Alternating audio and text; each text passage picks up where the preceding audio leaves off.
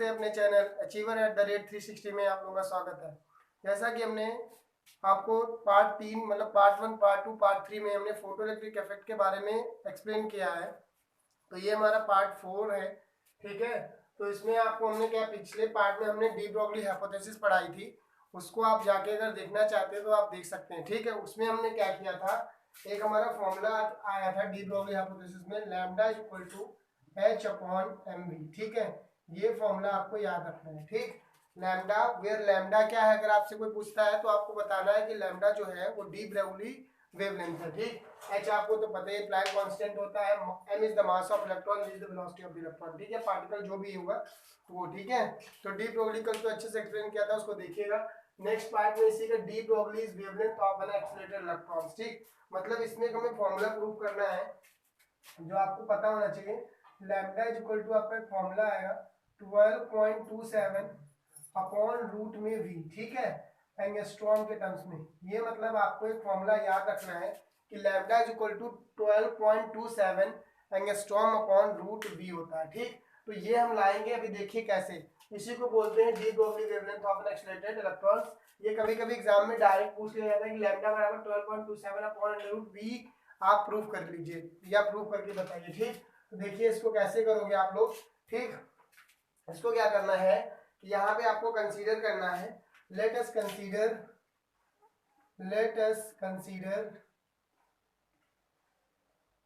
Electron whose mass m and moving with velocity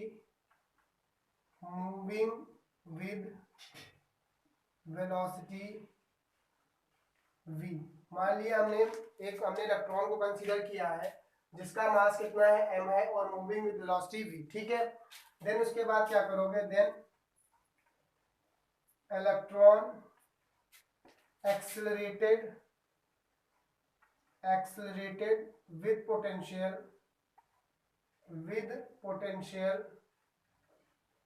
यहाँ पे हम कैपिटल वी से पोटेंशियल को लिख रहे हैं, किससे, कैपिटल वी से पोटेंशियल को लिख रहे हैं। ठीक, अब आपको पता होना चाहिए, यहाँ पे देखो क्या होता है, यहाँ पे आपको पता होना चाहिए कि वी नो दैट, मैंने आपको पीछे पढ़ाया है, we know that.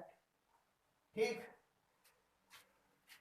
K is equal to आपको पढ़ाया है ई वी नॉट होता है, K is equal to e v nought या ई वी, तो यहाँ पे V ही आप लिख सकते हो, K is equal to e v. Equation first मतलब K kinetic energy of the electrons हो गया। अगर कोई इलेक्ट्रॉन मोशन में है तो उसमें काइनेटिक एनर्जी होगी, तो काइनेटिक एनर्जी को हमने ई वी नॉट के बराबर बताया था, तो यहाँ पे K is equal to e v आप लिख सकते हो। E आपका क्या है, इलेक्ट्रॉन है, जो कि चार्ज ऑफ इलेक्ट्रॉन कहा जाता है। ठीक, तो ये आपका ईवी हो जाएगा, यहाँ तक कोई दिक्कत नहीं ना। ठीक, अब आपको क्या करना है, ये ईवी हो गया, काइनेटिक एनर्जी हो गया।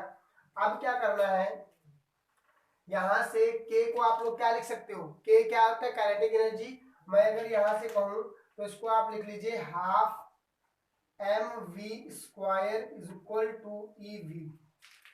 ये v जो है याद रखना, ये कैपिटल V है, वो पोटेंशियल है। ठीक है, ये बात याद रखना, जो हमें ये लाना है। ठीक, तो हमने ये काइनेटिक एनर्जी को हाफ एम वी स्क्वायर को ईवी के बराबर कर दिया। ठीक, अब जरा आपको क्या करना है, यहाँ पे m है, वहां पे v। अब इसको इक्वेशन आप 1 मानो या 2 मानो, अभी देखो कुछ नहीं करना। हमने देखा क्या है कि lambda is equal to h upon m v होता है। मैं अगर यहाँ से v निकालना चाहूंगा तो v is equal to, v is the velocity है, v इज इक्वल टू आपका हो जाएगा h अपॉन का m लैम्डा। तो यहाँ पे आप लिखिए फ्रॉम दी डी ब्रोगली, क्योंकि हमें डी ब्रोगली ही वेवलेंथ यूज करनी है यहाँ पे, तो from the D Broglie hypothesis. तो कहानी तो समझ रहे होंगे, हमने कल पढ़ाया था। तो यहाँ से देखो हमने आपको यहाँ लिखाया, तो आप लिख सकते हो v is equal to h upon m lambda. ये करना क्या, ये वैल्यू यहाँ पे पुट करना है, तो 1/2 m हो जाएगा, v की जगह पे h upon m lambda put कर दोगे, इसका स्क्वायर कर लोगे, is equal to e capital V। ठीक, यहाँ तक समझ में आ गया ना सबको कैसे किया है। ठीक, नेक्स्ट देखिए आप इसको कैसे करोगे, इसको रफ करता हूँ, इधर करता हूँ, क्योंकि बहुत थोड़ा छोटा पड़ रहा है ना। देखो क्या करना है आपको, इसको करना क्या है कि ये इक्वेशंस यहां से लिखूं, half m h square upon का m square lambda square is equal to e capital B. एक एम से एक एम कैंसिल आउट हो जाएगा, मुझे तो लैम्डा चाहिए तो लैम्डा को उधर भेज देंगे, हम यहाँ पे ऐसा लिख देंगे 1/2 एच स्क्वायर अपॉन एम, ये ई और वी इधर आ जाएगा और लैम्डा स्क्वायर आपका उधर चला जाएगा। क्या क्लियर हुआ ना? मुझे तो लैम्डा की वैल्यू चाहिए, लैम्डा इज इक्वल टू ये रूट लगेगा, इधर रूट लग जाएगा तो एच स्क्वायर हो जाएगा अपॉन का 2m/e/v। ठीक, तो देखो h का स्क्वायर है तो h तो आपका रूट से बाहर आ जाएगा, आप कह सकते हो भैया lambda is equal to h upon root में 2m/e/v।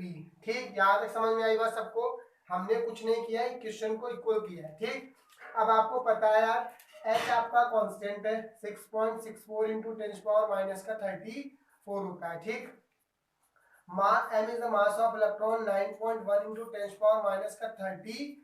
kg होता है। ठीक, किलोग्राम। और E is the charge of electron 1.6 into 10⁻⁻19। ठीक है, वोल्ट। V पता है, V तो हमें वेरिएबल पोटेंशियल है, बदलता रहेगा। ठीक है, तो बदलता रहेगा तो ये वैल्यूज अगर आप कांस्टेंट वैल्यूज को यहाँ पे पुट करोगे ना तो lambda is equal to 6.64 upon का अंडर रूट में 2 इंटू 9.1 इंटू 10⁻31, ये 1.6 इंटू 10⁻⁻19 और ये v इज द पोटेंशियल, इसको ऐसे रहने दो। तो यार जब इन वैल्यूज को आप कैलकुलेट करोगे ना, कैलकुलेट करोगे तो आपका एक वैल्यू आएगा lambda is equal to 12.27 upon root में v। ये वैल्यूज आ जाएगी और वो भी एंगस्ट्रॉन में आएगी। याद रखना ये वैल्यूज, ये वैल्यूज याद रखना। कभी कभी डायरेक्ट आपको क्वेश्चन 1 मार्क्स में पूछ लेगा कि आपको पोटेंशियल इतना दिया गया तो वेवलेंथ कितना हो जाएगा, lambda equal to 12.27 upon under root में v। याद रखिएगा, समझ में आया? इसी को बोलते हैं de Broglie wavelength of an accelerated electron. ठीक है, तो ये कंडीशंस याद रखिएगा। जहां पे कोई दिक्कत हो भाई, काइनेटिक एनर्जी ईवी नॉट पढ़ाया है और काइनेटिक एनर्जी हाफ mv² पढ़ाया है, इसके बराबरी तो होती थी, बस दोनों को इक्वल करिए। यहाँ पे हमने डी ब्रोगली हाइपोथेसिस से हमने वेवलेंथ उसकी यूज कर ली, फिर इसको इक्वेट कर लिया, वैल्यूज पुट कर दी, हमारा वैल्यूज। आप लोग इसको सॉल्व करेंगे ना तो यही आएगा, lambda equal to 12.27 under root में v आएगा। क्लियर हुआ? यहाँ तक दिख रहा है ना? यहाँ से दिख रहा है ना? हाँ ठीक है। नेक्स्ट देखो आता है आइंस्टीन फोटो इलेक्ट्रिक इक्वेशन। ठीक है, नेक्स्ट क्या आता है? Einstein photoelectric equation. Important है आपके बोर्ड के एग्जाम के लिए। ठीक है, और अच्छे से पढ़िए, इसमें क्वेश्चंस बोर्ड में पूछे जाते हैं और हर एक एग्जाम में पूछे जाते हैं। कैसे आइंस्टीन फोटो इलेक्ट्रिक इक्वेशन? ठीक, देखिए इसमें हुआ क्या कि ये जो आइंस्टीन इक्वेशन है ये बेस्ड ऑन दी, आप देखोगे तो क्वांटम थ्योरी पे है। मतलब आइंस्टीन ने क्या किया था, क्वांटम की थ्योरी को मान लीजिए एक तरीके से ले लिया था या चुरा लिया था, जो भी आप समझ सकते हैं। मतलब वहां से उन्होंने क्या किया, जैसे क्वांटम थ्योरी में क्या बताया गया था कि जो लाइट्स है वो डिस्क्रीट मैनर में चलती है और जिसको हम लोग पैकेट्स बोलते थे, पैकेट्स के फॉर्म में चलती है लाइट। ठीक है, तो जब लाइट पैकेट्स के फॉर्म में चलती है, वो जो पैकेट्स हैं उनको क्या बोला जाता है? फोटोन बोला जाता था। मतलब light travels in form of packets, these packets are known as a photon. ठीक है, तो उनकी एनर्जी हम लोग कैलकुलेट किए थे। तो यहाँ पे भी आइंस्टीन ने 1905 में 1905 मतलब, ठीक है, उसने क्या किया कि अकॉर्डिंग टू द आइंस्टीन, ठीक है, देखिए इन्होंने 90, ये एक बात बता देता हूँ, 1905 में इन्होंने इस थ्योरी को प्रपोज किया, बताया on Einstein photoelectric equation. ठीक, तो इनको 1921 अप्रोक्सीमेटली टाइम था जब इनको इसके लिए नोबेल प्राइज मिला था। ठीक है, इसके लिए आइंस्टीन को नोबेल प्राइज मिला था, इन्होंने ये जो इक्वेशंस को एक्सप्लेन किया था। ठीक, उसके लिए कब 905 में एक्सप्लेन किया और 921 में इनको नोबेल प्राइज दिया गया इसके लिए फिजिक्स में। ठीक, तो according to the Einstein photoelectric equation, photoelectric equation, ठीक, इक्वेशन क्या थी इनकी आइंस्टीन फोटो इलेक्ट्रिक इक्वेशन? इन्होंने ये बताया व्हेन लाइट ट्रांसमिटेड मतलब जब लाइट ट्रांसमिट होती है, लाइट ट्रांसमिटेड, या लिख सकते हो लाइट ट्रांसमिटेड इन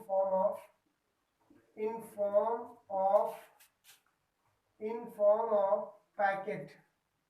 किसके फॉर्म में? Packets. These packets are known as these packets are known as quanta, ठीक है, या जिनको हम लोग बोलते थे फोटॉन बोलते थे। These packets are known as a photon. क्या बोलते हैं? फोटोन आप उनको बोलते हो, ठीक। इन पैकेट्स को क्या बोलते हैं? मतलब ये जो पैकेट्स के फॉर्म में लाइट चलती है ना, तो इन लाइट्स के पैकेट्स को इन्होंने फोटोन बोला। किन्होंने?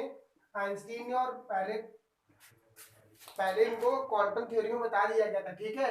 तो ये क्या होते हैं? अब यहां से देखिए, व्हेन these photon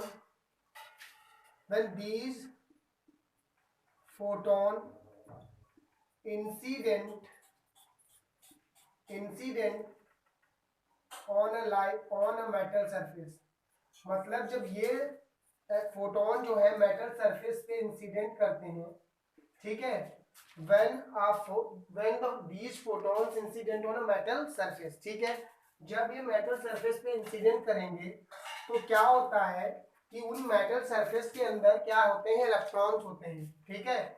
मान लीजिए ये मेटल सरफेस है, इस पे फोटॉन्स इंसिडेंट आपने कराई, तो इन सरफेस में क्या होता है? इलेक्ट्रॉन्स होते हैं। ये इलेक्ट्रॉन्स क्या करते हैं? इन फोटॉन्स को एब्जॉर्ब कर लेते हैं। क्या कर लेते हैं? तो यही लिखा है, when these photons incident on metal surface then electron absorbed these photon, ठीक, इलेक्ट्रॉन ने इन फोटॉन्स को एब्जॉर्ब कर लिया, ठीक। अब क्या होता है? ये इलेक्ट्रॉन्स क्या करते हैं? यहां से बाहर की तरफ निकलने की कोशिश करते हैं, ठीक। तो दीज जो ये एनर्जी हुई, मतलब when these photons incident on metal surface then electron absorb these photons, मतलब इन फोटॉन्स को इलेक्ट्रॉन क्या कर लेते हैं? एब्जॉर्ब कर लेते हैं। यहां तक क्लियर हुआ ना? अब आपको यहां से क्या करना है? जब ये एब्जॉर्ब हो गए तो अब आपको कंडीशन यहां से क्या है? इसको फर्स्ट पॉइंट है, सेकंड पॉइंट देखो क्या कहते हैं। दी जो इलेक्ट्रॉन्स होते हैं एंड इलेक्ट्रॉन्स, नेक्स्ट पॉइंट में लिखिए दीज इलेक्ट्रॉन्स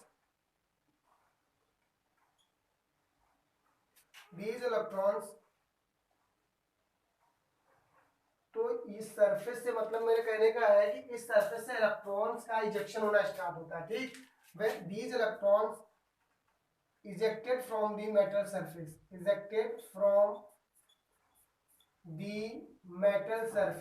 मतलब मेटल सरफेस से इलेक्ट्रॉन का इजेक्शन होना स्टार्ट होने लगता है, ठीक। अब क्या होगा? सम एनर्जी बचेगी। तो इन्होंने ये कहा जो यहाँ पे एनर्जी हुई वो energy are used in two ways, मतलब जो एनर्जी यहाँ पे यूज हुई है वो दो वे में यूज हुई है। कैसे? एक तो आपको फर्स्ट क्या हुई? इजेक्शन फॉर इलेक्ट्रॉन, और जो सेकेंड आपने यूज की है, सेकेंड एनर्जी जो आपने यूज की, वो आपने यूज की किसके लिए? काइनेटिक एनर्जी फॉर इलेक्ट्रॉन और मैक्सिमम वेलोसिटी फॉर इलेक्ट्रॉन। ये भी लिख सकते हो कि मैक्सिमम वेलोसिटी के लिए यूज की। मतलब मेरा समझना, यहाँ पे इन्होंने ये बताया कि जब कोई रे ऑफ लाइट आपने इंसिडेंट कराते हो, फोटॉन्स लाइट आती हो, तो इलेक्ट्रॉन को क्या कर लेते हैं? एब्जॉर्ब करते हैं। इलेक्ट्रॉन जब उस लाइट को एब्जॉर्ब करते हैं तो इलेक्ट्रॉन्स क्या करते हैं? यहाँ से निकलने की कोशिश करते हैं। मतलब यही तो हमने पढ़ा था फोटोइलेक्ट्रिक इफेक्ट, जब कोई रे ऑफ लाइट यहाँ पे आती है तो यहाँ से निकलने, इलेक्ट्रॉन्स क्या करने? निकलना चाहते हैं। जब यहाँ से इलेक्ट्रॉन्स निकलना चाहते हैं तो यहाँ से जब इलेक्ट्रॉन्स आपके निकलते हैं तो इलेक्ट्रॉन्स जो एनर्जी होती है वो दो पार्ट्स में यूज होती है। एक इजेक्शन फॉर इलेक्ट्रॉन्स, मतलब यहाँ से जो इजेक्शन करना इलेक्ट्रॉन का, दूसरा आपका मैक्सिमम वेलोसिटी, मतलब यहाँ से जो एनर्जी बचेगी वो इलेक्ट्रॉन को मैक्सिमम स्पीड देना चाहती है, ठीक है, कि इलेक्ट्रॉन कितनी तेजी से यहाँ से निकले, ठीक। तो यहाँ तक तो समझ में आया। अब इसको मैं रफ करता हूँ, आगे देखिए इसका क्या है।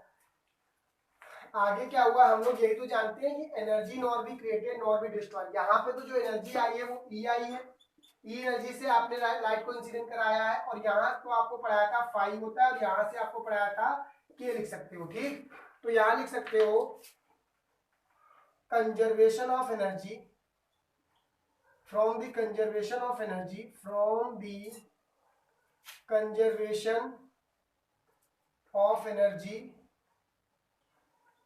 मतलब एनर्जी कंजर्वेशन तो जानते हो ना, energy nor be created nor be destroy but change one form to another form.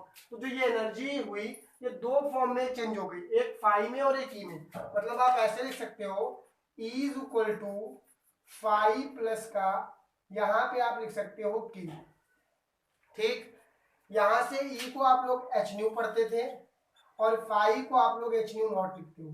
ठीक है, प्लस का यहाँ पे के की वैल्यू को अब half m v max square पढ़ सकते हो। मतलब ये हुआ, फिर आपको क्या करना है, ये वाला टर्म इधर अगर लेके आओगे तो h nu minus h nu not is equal to half m v max का यहां से स्क्वायर हो जाएगा। ठीक, ये मैं टर्म्स इधर रखना चाहता हूं, इसको उधर भेजना चाहता हूं। मतलब आप ऐसे लिख सकते हो half m v max square is equal to h nu minus h nu not. ठीक, यहां तक क्लियर हुआ। अब यहां से आप क्या कर सकते हो, half m v max square equal to h common, तो यहां से बचा न्यू माइनस न्यू नॉट, यहां से क्या बचा न्यू माइनस न्यू नॉट। तो ये जो इक्वेशंस बनी है, इस इक्वेशन को आप फर्स्ट इक्वेशन बताइए, और इस फर्स्ट इक्वेशन को ही फोटो इलेक्ट्रिक आइंस्टीन इक्वेशन बोला जाता है, याद रखना। ये जो इक्वेशन आपकी निकल के आई है ना, इसी को, लेकिन अगर इसको और हम आगे तक ले जाना चाहें तो ले जा सकते हैं। कैसे ले जा सकते हैं जरा देखना। मतलब ये क्वेश्चन लेकिन याद रखना, हाफ मतलब हाफ एम वी मैक्स को आप काइनेटिक एनर्जी लिख सकते हो ना, H nu minus nu not. New आपको क्या पता है, frequency of the incident light, और न्यू नॉट क्या है, वर्क थ्रेशोल्ड फ्रीक्वेंसी जो हमने आपको पढ़ाया था। ठीक, यहां से आपको क्या लिख सकते हो, मैंने आपको एक चीज बताई थी, न्यू इक्वल टू आप लोग क्या पढ़ते हो, सी बाई लैम्डा, नहीं तो पढ़ते हो यहां से, और nu not equal to c by lambda not पढ़ते हो। तो ये वैल्यूज यहां अगर आप पुट कर दोगे, तो ये वैल्यूज अगर पुट करोगे तो क्या रिएक्शन है, और मतलब बन जाएगी half m v max square is equal to h, nu की वैल्यू क्या आप रखोगे, सी बाई लैम्डा। ठीक, माइनस न्यू नॉट की वैल्यू है सी बाई लैम्डा।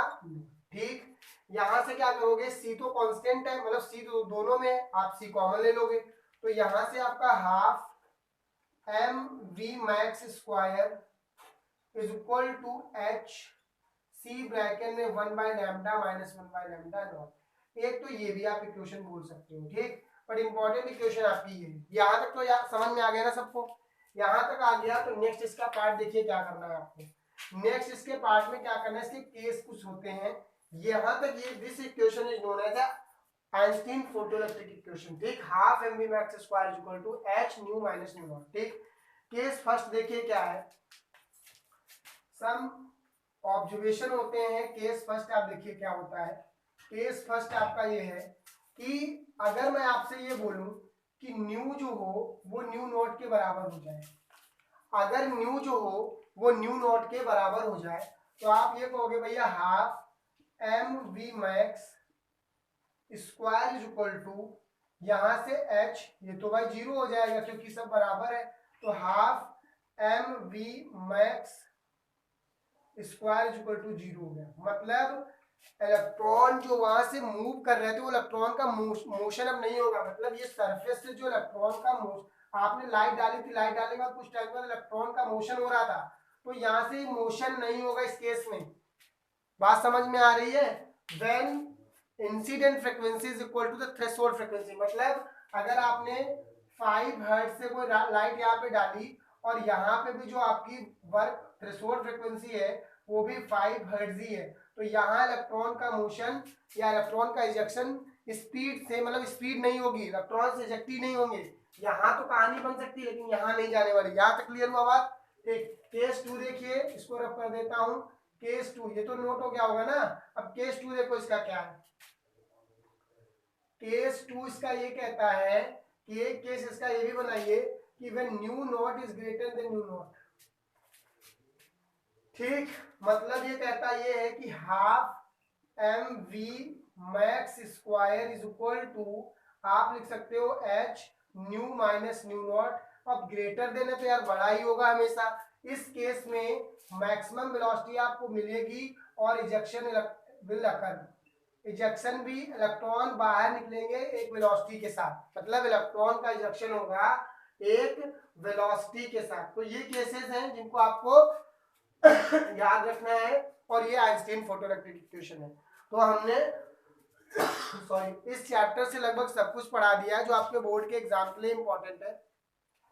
बस 2 टॉपिक्स थ्योरेटिकल बचे हैं, वो भी हम आपको करा देंगे। अब हम इसके इंपॉर्टेंट कुछ न्यूमेरिकल्स कराना चाहते हैं जो आपके बोर्ड्स के एग्जाम में पूछे जाते हैं। हमने थ्योरेटिकल आपको मतलब डेरिवेशन के साथ सारी चीजें बता दी, आप हमारे 1 बाय 1 सारे पार्ट्स को देख सकते हैं। ठीक है, अब क्या करना है इस चैप्टर में, आपको करना ये है कि इस पे हम क्वेश्चंस कुछ करते हैं। ठीक, क्या करेंगे, न्यूमेरिकल्स करते हैं जितने फॉर्मूले। तो हम आपको पहले यहाँ पे कुछ फॉर्मूलेज लिखना चाहते हैं, आप नोट कर लीजिएगा क्योंकि चैप्टर हमने पूरा स्टार्टिंग से पढ़ाया है।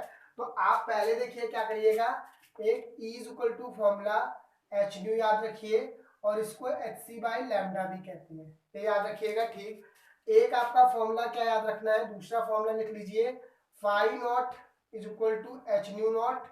ठीक, ये फॉर्मूला आप याद रखिएगा, दूसरा फॉर्मूला हो गया।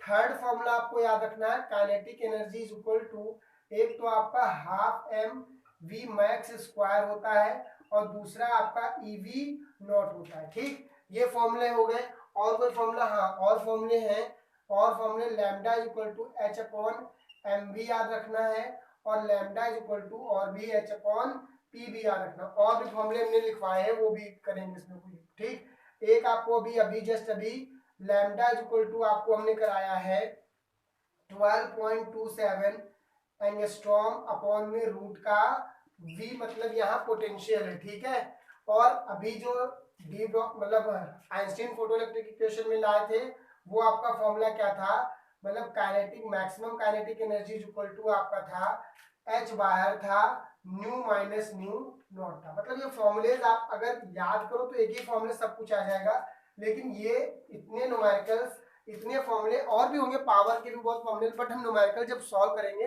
तो उसमें हम बता देंगे। बट इतने आपको इस चैप्टर्स के रिगार्डिंग फॉर्मूलेज हैं जो आपको याद रखने हैं। समझ बात आ गई नहीं आई?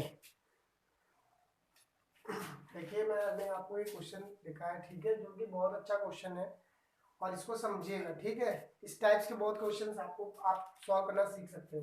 कह रहा for a photoelectric cells to use in a visual region wavelength about 5000 angstrom, मतलब आप कह सकते हो कि वेवलेंथ इतनी है। Which metal will be suitable, lithium और copper. Work function of lithium and copper were, मतलब किससे इजेक्शन ऑफ इलेक्ट्रॉन्स, किससे इजेक्शन ऑफ इलेक्ट्रॉन्स हो सकता है, बात समझ में आ रही है, किससे इजेक्शन और वर्क फंक्शन दोनों के। मतलब यहाँ पे वर्क फंक्शन लिथियम का जो दिया 2.3 इलेक्ट्रॉन वोल्ट एंड कॉपर का वर्क फंक्शन 4 इलेक्ट्रॉन वोल्ट दिया गया।